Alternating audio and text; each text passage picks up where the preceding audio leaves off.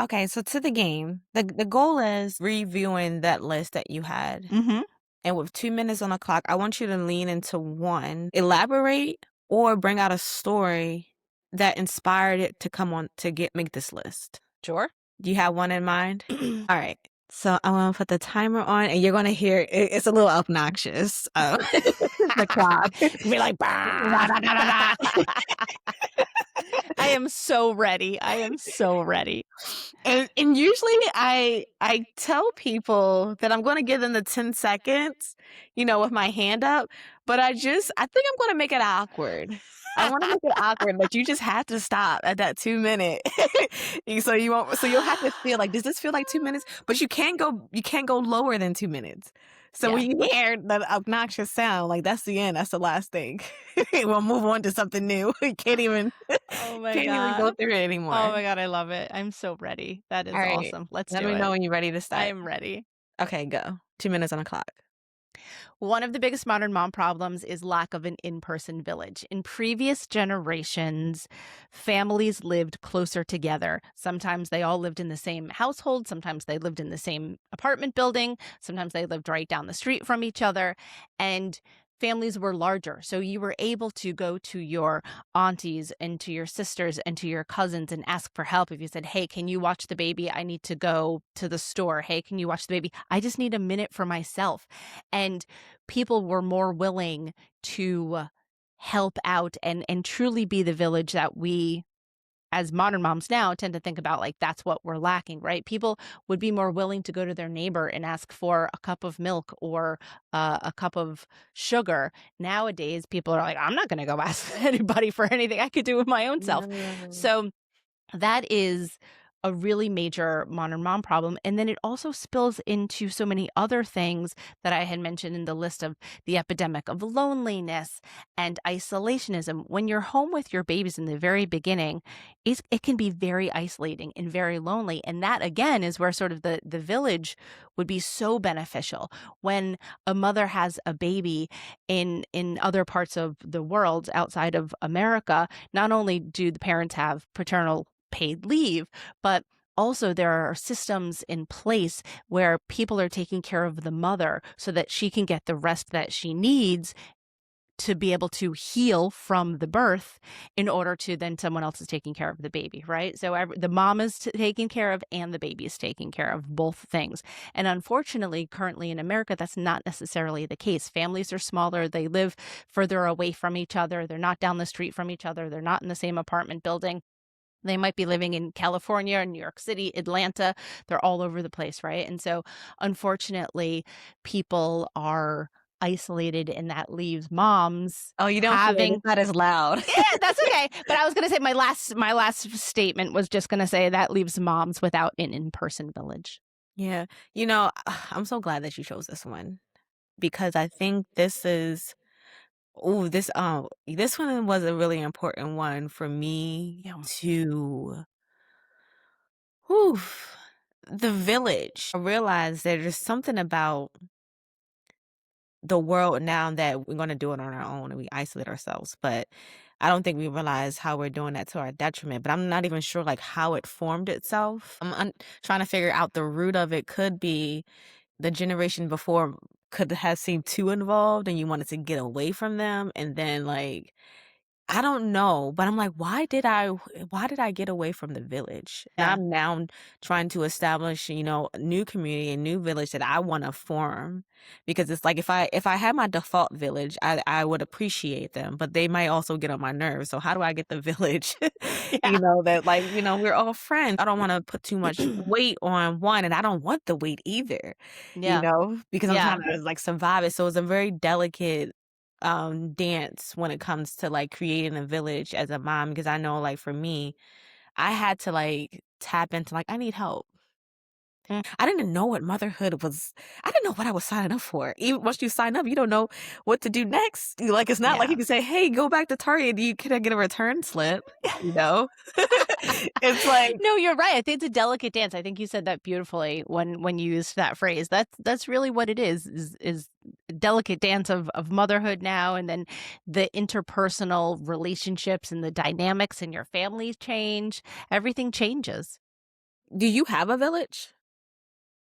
No, it's interesting. I want to go back to one point that you said about like when did it change? I had read something not that long ago about in the 1950s, there was a concerted effort in the media to promote the nuclear family, meaning a father, a mother, and their children in their house, independent from anyone else.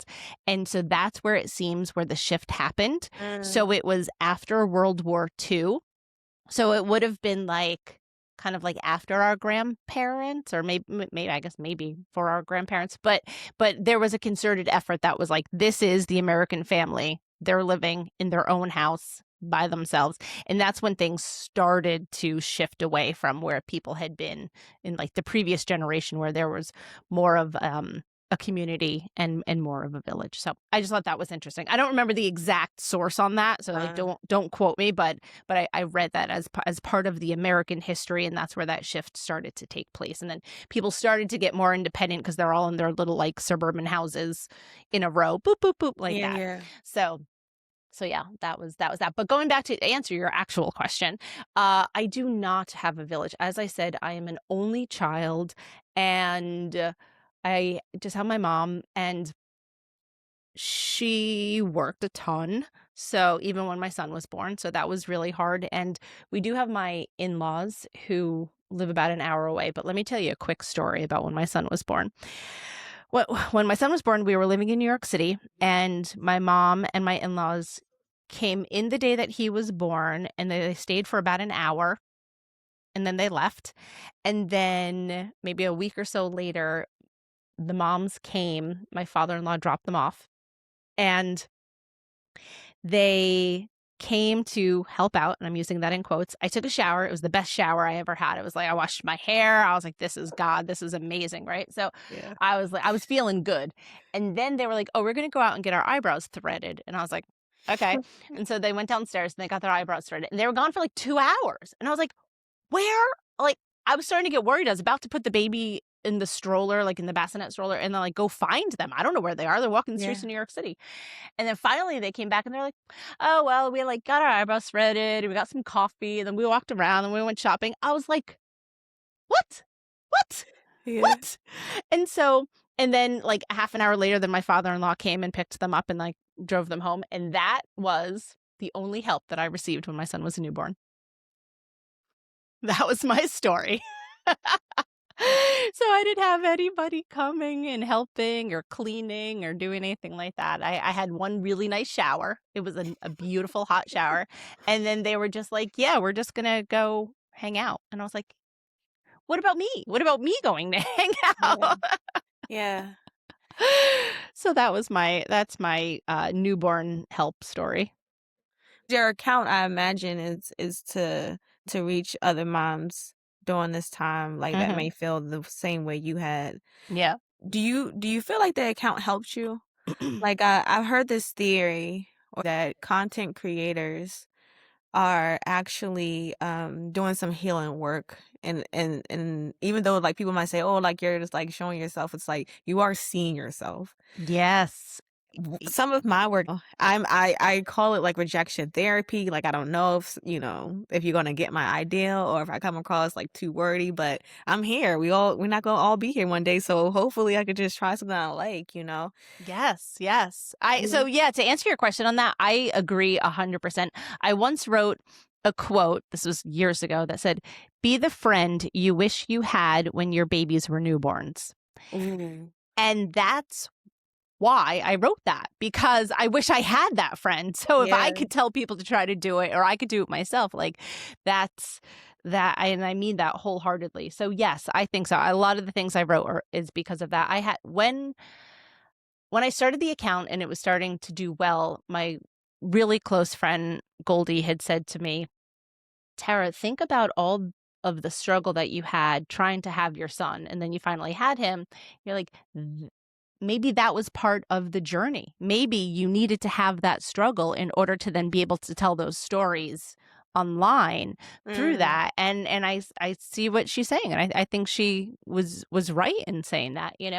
Um, I hadn't thought of it at the time, but it made me feel better.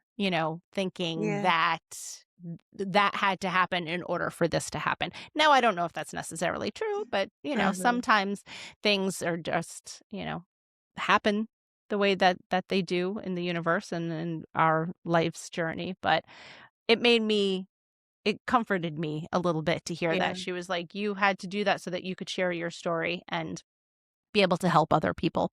So, yes, to answer your question, I do think content creators do a lot of the work that they do to heal and to help themselves while they're helping others.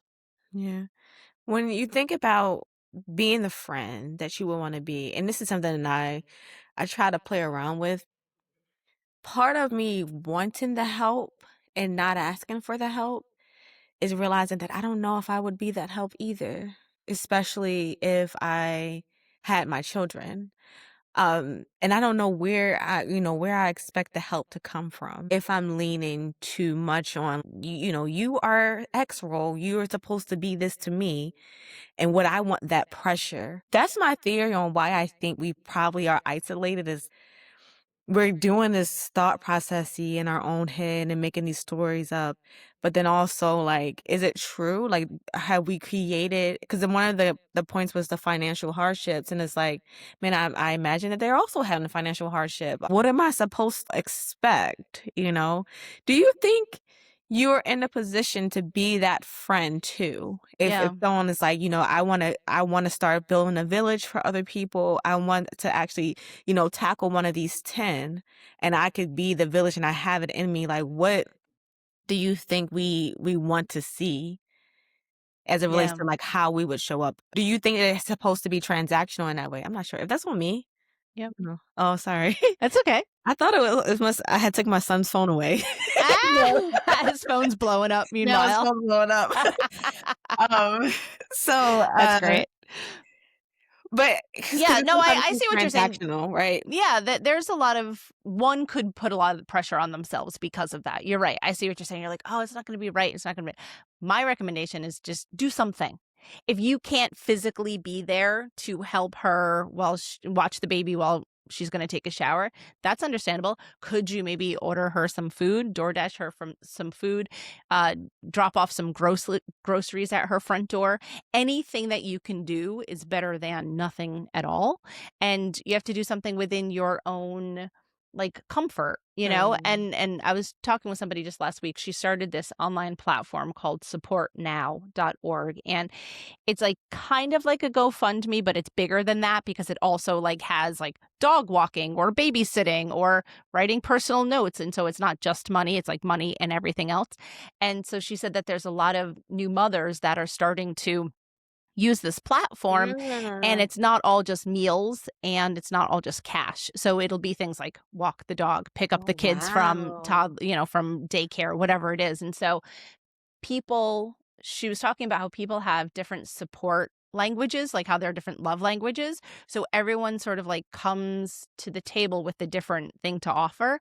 And not everyone can do the same thing, right? And not everybody wants to do the same thing. So you have to sort of meet people where they are. And so I think to answer your question on that is like, yeah, you have to meet people where they are. Not everyone's going to give money and not everyone could give time, or you could just give what you can.